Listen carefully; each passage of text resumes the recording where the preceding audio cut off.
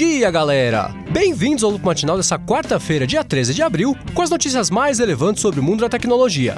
Quem fala aqui é o Marcos Mendes, e hoje no seu Loop Matinal do Loop Infinito vou falar do evento F8 do Facebook, aumento do prazo para a troca de iPhones com baterias estufadas, fim do parcelamento de longo prazo para compras da Apple no Brasil, polícia de Nova York de olho numa tecnologia que sabe se alguém estava usando o celular antes de bater o carro, números de usuários e faturamento do Mitomo da Nintendo, mercado de PCs em queda livre, falência da startup da Lady Gaga, comerciais do Apple Watch e a equipe da App Store pisando na bola de novo com os desenvolvedores. Vamos lá!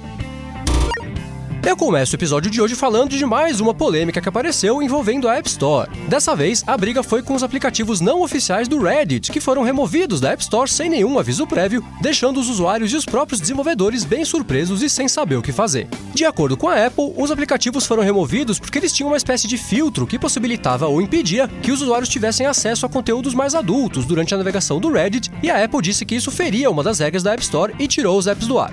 O problema foi que a maioria desses apps já existiam na loja há pelo menos um ano e muita gente criticou a Apple porque entendeu que ela só removeu os apps não oficiais do Reddit da App Store porque agora existe um app oficial do Reddit por lá. Teve gente que achou inclusive que o próprio Reddit tinha orquestrado a manobra, o que não era verdade, o Reddit não tinha nada a ver com isso, e ontem ao longo do dia, alguns apps mais famosos, como por exemplo o Narwhal e o Antenna, puderam voltar à App Store depois que eles eliminaram o tal do filtro de conteúdo adulto. Bela pisada na bola do time da App Store, eles erraram feio ao tirar os apps do ar sem aviso e mais uma vez criaram um problema para a Apple que poderia ter sido evitado com uma simples conversa privada com os desenvolvedores. E falando na Apple, a empresa publicou 7 comerciais de 15 segundos cada, promovendo o Apple Watch. Os comerciais seguem a mesma linha criativa da última leva de comerciais promovendo o relógio. É sempre um estúdio iluminado por cores diferentes, é uma história contada em 15 segundos e que mostra uma das funcionalidades do relógio.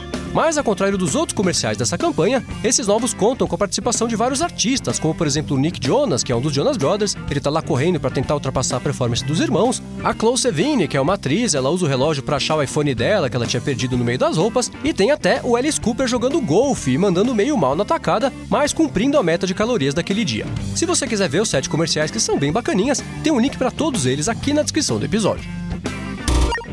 Agora eu vou falar sobre a Lady Gaga, tá vendo só? Na verdade eu vou falar sobre a Backplane, que é uma startup de redes sociais que pertence à Lady Gaga, mas que depois de 5 anos tentando dar certo, acabou indo pro buraco.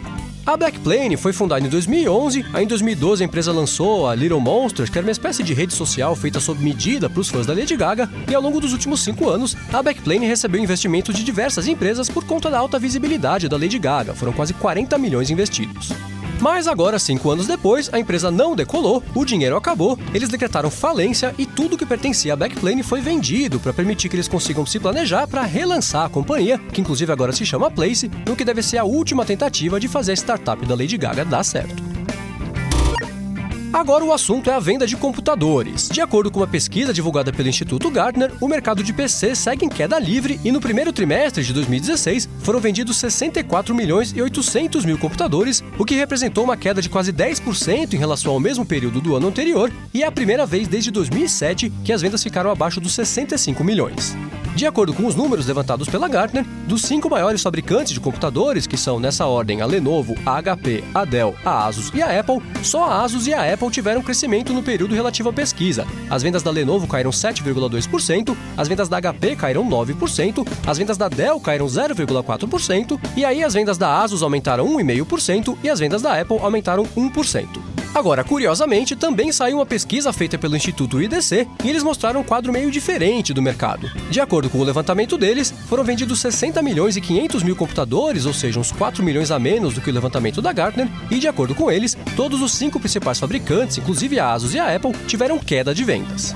Eles dizem que a Apple ocupa a 4ª posição e não a 5ª, como aparece no outro levantamento, e ela teve uma queda de 2,1% de vendas. Enquanto isso, as vendas da Asus, que ocupa a 5ª posição, caíram 8,3%. É curioso ver como os dois institutos de pesquisa chegaram a resultados tão diferentes em relação ao número de vendas e porcentagem, mas independente do método que cada um utilizou, uma coisa está bem clara. O mercado de PCs está em queda livre e as empresas que não conseguirem emplacar bons produtos no mercado de tecnologia móvel vão ter muitos problemas pela frente. A Dell e a HP que se cuidam.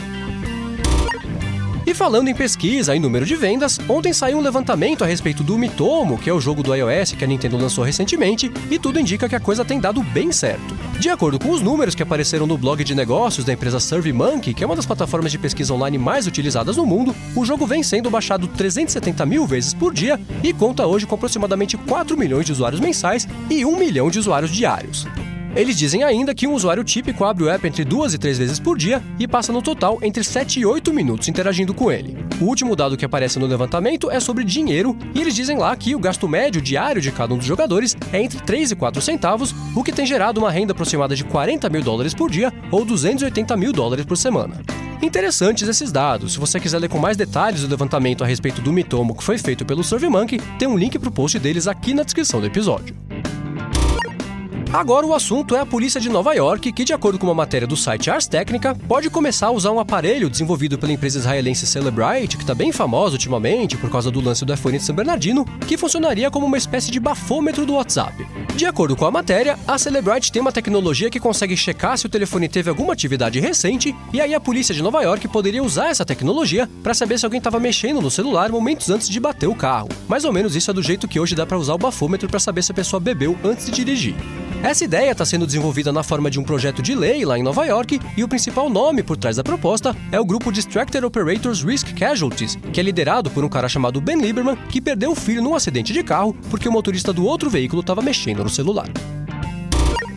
Agora eu vou dar duas notícias a respeito da Apple, uma boa e uma ruim. Eu vou começar pela ruim. Parece que a Apple Brasil não vai mais oferecer a possibilidade de dividir o pagamento dos produtos dela em 18 ou 24 vezes. Essas opções existiam desde 2014, mas agora os brasileiros só podem parcelar as coisas da Apple em até 12 vezes ou então pagar à vista, o que dá 10% de desconto no valor do produto.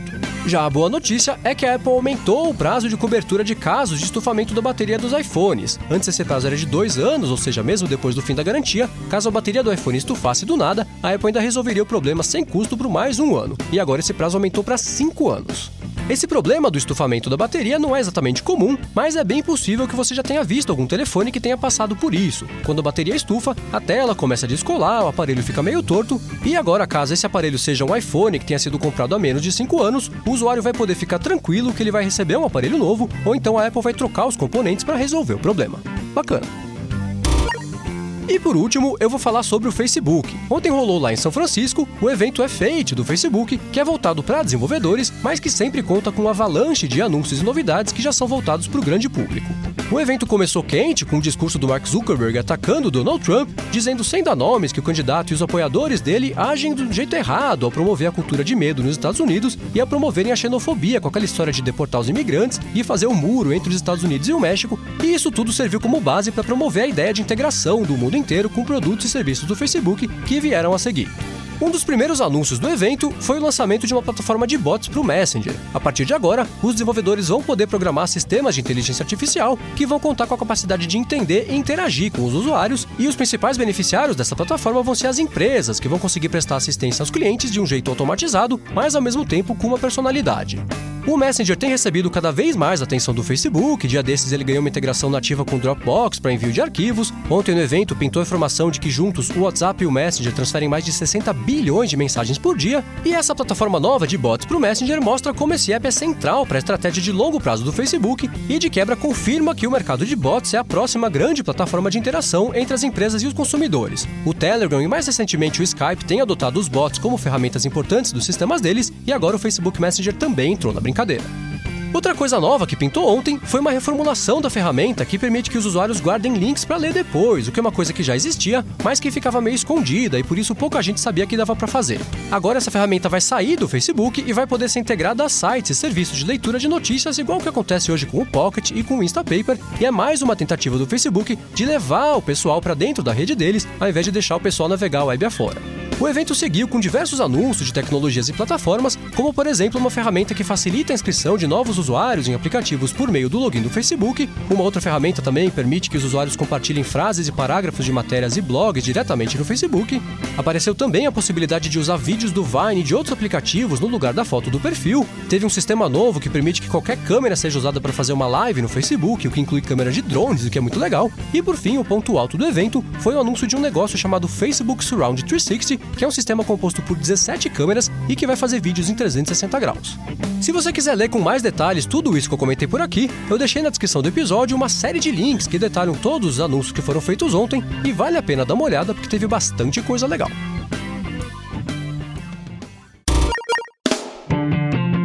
É isso aí, galera. O Loop Matinal do Loop Infinito vai ficando por aqui. Os links das notícias de hoje vocês encontram aqui na descrição do episódio e também lá no youtube.com/loopmatinal e no soundcloud.com/loopmatinal. Se você quiser falar comigo no Twitter, procura por MVC Mendes que eu tô sempre por lá. Obrigado a todos pela audiência, não deixem de se inscrever lá no canal do Loop Infinito no YouTube e eu volto amanhã de manhã. Falou!